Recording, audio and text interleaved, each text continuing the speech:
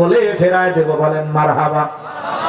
মুসা নবীর মা দেরি করলেন না, সন্তানটাকে চুলার ভিতরে ফেলে দিলেন। ফিরআউনের সেনাবাহিনী পুরো বাড়ি তল্লাশি চালাইলেন, তন্ন তন্ন করে খুঁজে তারা চলে গেলেন।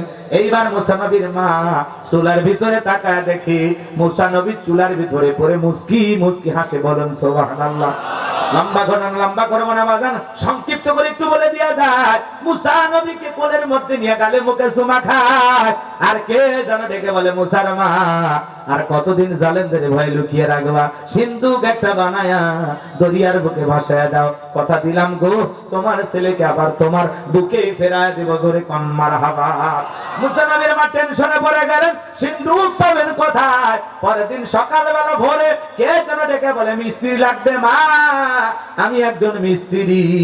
মুসা নবীর মা ডাক দেয়, মিস্ত্রি দিকে আসো।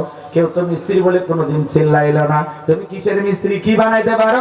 মিস্ত্রি ডেকে বলে মা, আপনি যদি মনে করেন এমন একটা সিন্ধুক আপনার প্রয়োজন, যে সিন্ধুকের ভিতরে আপনার সন্তানকে তুলে দরিয়ার বুকে ভাসায় দিবেন, ও মা আপনি চাইলে আমি এরকম একটা সিন্ধুক বানায় দিতে পারি।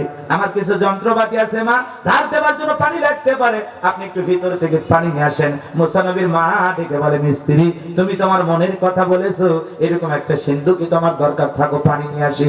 মুসা নবীর মা ভিতর থেকে পানি নিয়ে আসে, দেখে মিস্ত্রি সুন্দর একটা সিন্ধুক বানাইয়া দাঁড়িয়ে আছে।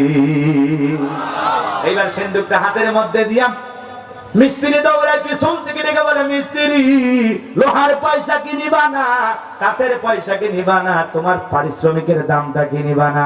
মিস্ত্রি ডেকে বলে, মা যারা বিপদে পড়ে আমি তাদের উপকার করি, বিনিময়ে টাকা